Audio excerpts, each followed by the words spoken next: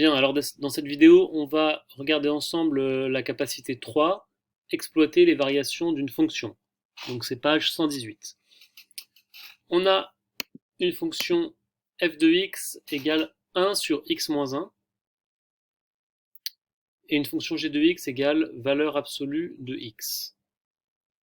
On veut étudier les variations de f, étudier les variations de g et résoudre une inéquation de façon graphique. Donc on va exploiter effectivement l'information que donnent les variations de ces fonctions-là pour répondre aux questions. En premier lieu, on nous demande d'étudier les variations de petit f. Alors, comment on fait? Eh bien, on dérive et on étudie le signe de la dérivée. C'est ce qui nous donne les variations de petit f. Alors là, il y a un point qui est vraiment très important ici, c'est celui qui concerne le domaine de définition. À savoir que la fonction f de x n'est pas définie pour tous les réels. La fonction f n'est pas définie pour tous les réels, n'est pas définie sur R tout entier. On ne peut pas prendre x égale 1. X doit être différent de 1 parce que sinon on diviserait par 0.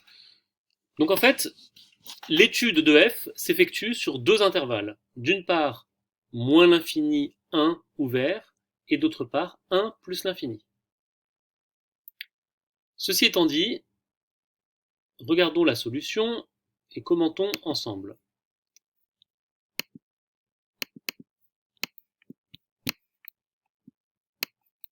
On commence par dériver la fonction.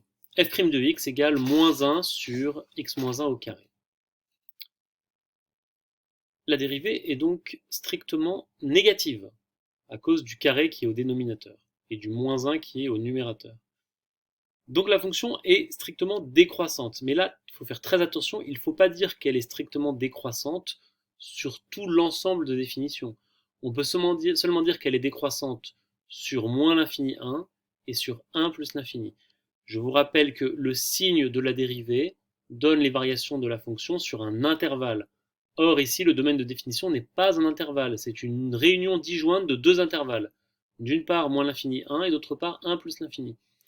Donc la fonction est décroissante sur chacun de ces deux intervalles, mais elle n'est pas décroissante globalement. Et d'ailleurs, c'est ce qu'on peut constater si on regarde quelques valeurs pour f. F de moins 2, vous pouvez calculer que ça fait moins 1 tiers. F de moins 1, ça fait moins 1 demi. Donc jusque-là, c'est bien décroissant. F de 0, c'est moins 1. Vous voyez, ça continue bien à décroître. Mais f de 2 égale 1. Vous voyez, là, c'est comme si on avait augmenté d'un coup. En fait, c'est simplement qu'on est passé dans l'autre intervalle. Jusqu'à 0, on était dans l'intervalle moins l'infini 1, et ensuite la valeur de 2, enfin la valeur de f de 2, on est passé sur l'autre intervalle. Donc en fait, on repart d'un autre endroit. Donc avec ces quelques valeurs nous permettent de tracer la courbe. Vous voyez, on a une décroissance sur l'intervalle moins l'infini 1, et de nouveau une décroissance sur 1 plus l'infini. Ici, en fait, la courbe verte, donc c'est la fonction f, c'est une hyperbole. On reconnaît l'allure de la fonction inverse 1 sur x. En fait, c'est exactement la fonction inverse, mais décalée. Là, c'est pas 1 sur x, c'est 1 sur x moins 1, donc c'est simplement décalé. Donc vous voyez là, sur GeoGebra, j'ai tracé la fonction en question, 1 sur x moins 1. Donc, vous voyez, comme vous le voyez, c'est une hyperbole, donc c'est décroissant. C'est toujours décroissant, mais ici, en fait, il y a une rupture. La valeur x égale 1 est interdite. Et vous voyez, si x est très proche de 1, mais à gauche, eh bien, x moins 1 est négatif. Mais x moins 1 est négatif très petit. Par exemple, si vous prenez x égale 0,99, eh bien, x moins 1, ça fait 0,01. Et quand vous faites 1 sur 0,01, ça fait moins 100. Donc ça veut dire qu'en fait, on est très très bas. Vous voyez, ça plonge. La courbe, elle plonge en fait. Vous voyez, je peux faire un zoom arrière. C'est un précipice, quoi.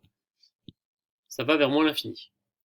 En fait, ce qu'on peut dire, c'est que f de x tend vers moins l'infini lorsque x se rapproche, lorsque x tend vers 1, tout en étant inférieur à 1. Quand x est égal à 1, f de x n'est pas défini, on ne peut pas diviser par 0, Et si on passe juste à droite de 1, si on prend une valeur qui est très proche de 1 mais supérieure à 1, eh bien on repart de tout là-haut, on repart de plus l'infini. Si vous prenez par exemple x égale 1,01, eh bien x moins 1 ça fait 0,01 et 1 sur x moins 1, donc f de x, ça fait 100. Donc on se retrouve de l'autre côté, dans les positifs, très très haut, mais ça décroît de nouveau, hein, et donc ça descend comme ça. Voilà, en fait ici on dit qu'on a une asymptote verticale, c'est-à-dire que la courbe en fait elle va longer une droite verticale, en fait la droite d'équation x égale 1. Vers le bas quand vous êtes à gauche de 1, et vers le haut quand vous êtes à droite de 1. Ok. Alors ensuite on nous demande de tracer aussi la courbe représentative de g. Donc la fonction valeur absolue de x. Alors cette fonction n'est pas dérivable, on ne va pas étudier, enfin elle n'est pas dérivable en 0. On n'a pas besoin d'étudier vraiment ces variations parce que c'est assez facile à dessiner. Parce que je vous rappelle, et donc c'est ce qui est écrit dans le corrigé, que la valeur absolue de x, c'est tout simplement x si x est positif, et moins x si x est négatif. Attention, pas de confusion, c'est pas parce qu'il y a un moins ici que c'est négatif. Justement, c'est le contraire. C'est dans le cas où x est négatif, que moins x est positif. Et donc la valeur absolue de x, c'est toujours positif. En tout cas, si on veut la dessiner, ça veut dire que entre moins l'infini et 0, eh bien, il faut dessiner moins x, donc ça fait un bout de droite qui descend comme ça, et qui se prolongerait par là si on continuait, sauf que quand x est plus grand que 0, il faut dessiner x. Donc c'est un bout de droite qui repart dans l'autre sens, et qui est voilà croissant. Donc vous voyez, si vous tracez les deux droites y égale moins x, y égale x, c'est deux droites obliques, en fait, qui font, qu'on appelle les premières bisectrices, et la valeur absolue de x, c'est celle qui fait la partie supérieure. Donc ça fait, voilà, comme ça, un V, avec un point ici anguleux, et ça se comprend bien, parce que justement, quand vous êtes en x égale 0, la fonction n'est pas dérivable. C'est ce qu'on a vu dans le cours, au chapitre précédent. Donc ce n'est pas lisse ici, il y a une pointe, vous voyez, on n'a pas de tangente. Donc à gauche c'est tout droit, ça descend, à droite c'est tout droit, ça remonte, mais ici ce n'est pas dérivable. En tout cas, ça se dessine facilement. On nous demande les coordonnées des points d'intersection entre la courbe de f et la courbe de g. Donc, entre la courbe verte et la courbe bleue, et la courbe rouge. Comment on fait? Eh bien, il s'agit simplement de trouver les valeurs de x pour lesquelles f de x égale g de x. On veut les points qui sont à la fois sur le vert et sur le rouge. Donc ça veut dire que les points qui sont sur le vert, c'est les points qui vérifient y égale f de x. Et les points sur le rouge, c'est les points qui vérifient y égale g de x.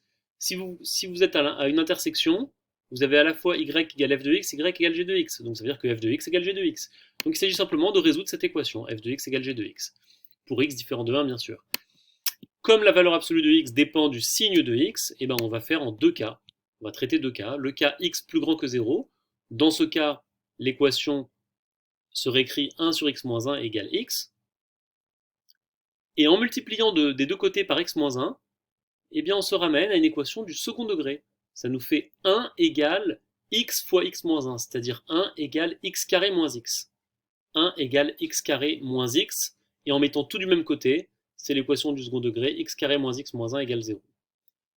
On sait résoudre ça avec le discriminant delta qui vaut ici 1 plus 4 égale 5. Je vous rappelle la formule, b carré moins 4ac, où ici le a c'est 1, le b c'est moins 1 et le c c'est moins 1. Donc b carré moins 4ac, ça fait moins 1 au carré, moins 1 fois 4, donc ça fait 1 plus 4 égale 5. D'où les deux racines, je vous rappelle la formule, moins b, moins racine de delta sur 2a, ou moins b plus racine de delta sur 2a. Donc ici on a 1 moins racine de 5 sur 2, ou 1 plus racine de 5 sur 2. Ce sont les deux solutions de cette équation. Mais attention, on était dans le cas où x est positif. Donc cette solution x2 ne convient pas, parce que ici x2 est négatif. Donc finalement, il n'y a qu'une seule solution ici, c'est x1 égale 1 plus racine de 5 sur 2. C'est l'abscisse du point d'intersection dans la zone x plus grand que 0, le point d'intersection entre les courbes de f et les courbes de g. Et l'ordonnée, c'est simplement f de x1, qui est aussi égal à g de x1, et du coup, en fait, qui est égal à x1. Voilà, ici, c'est le point, c'est un point particulier pour lequel l'ordonnée est égale à l'abscisse. Alors, il y a l'autre cas à traiter, c'est le cas où x est négatif. Et dans ce cas-là, l'équation f de x égale g de x est équivalente à 1 sur x moins 1 égale moins x, puisque cette fois, on est dans le cas de figure où la valeur absolue de x est égale à moins x. Donc la résolution, c'est le même principe que précédemment. En fait, en multipliant par x moins 1 de chaque côté, ça nous donne cette équation, moins x carré plus x moins 1 égale 0, en mettant tout du même côté de l'égalité, du signe égal. On a encore une équation du second degré, mais qui n'est pas tout à fait la même que celle-là. Et cette fois-ci, le discriminant est négatif. Le discriminant, cette fois, il vaut 1 moins 1 fois moins 1 fois 4, donc 1 moins 4, ce qui fait moins 3.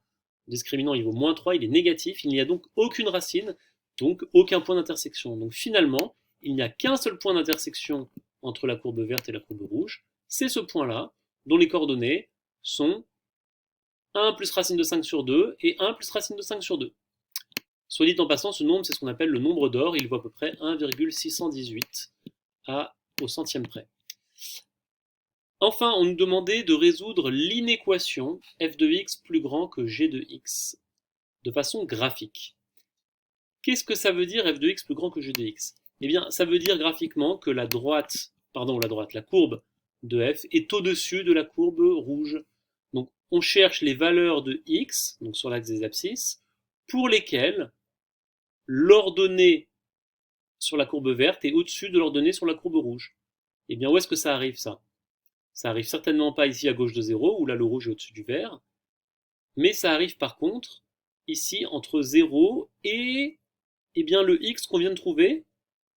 Hein, l'endroit, ici c'est l'endroit où les deux courbes se rencontrent, c'est là où elles se croisent, donc c'est valable entre là et là, donc entre 0 et ce fameux nombre d'or, 1 plus racine de 5 sur 2. Ensuite, quand on prend des x supérieurs, la courbe verte repasse sous la courbe rouge. Donc voilà, les solutions de cette inéquation, c'est l'ensemble des x qui sont dans cette zone entre 0 et 1 plus racine de 5 sur 2. Donc c'est un intervalle, c'est l'intervalle 0 ouvert jusqu'à 1 plus racine de 5 sur 2 ouvert également. C'est la réponse ici, puisqu'on veut une inégalité stricte. Donc il faut ouvrir aussi l'intervalle de ce côté-là. Voilà, j'espère que cet exercice et sa résolution ont été assez clairs pour vous. N'hésitez pas à faire remonter vos difficultés sur le groupe WhatsApp. Je vous remercie.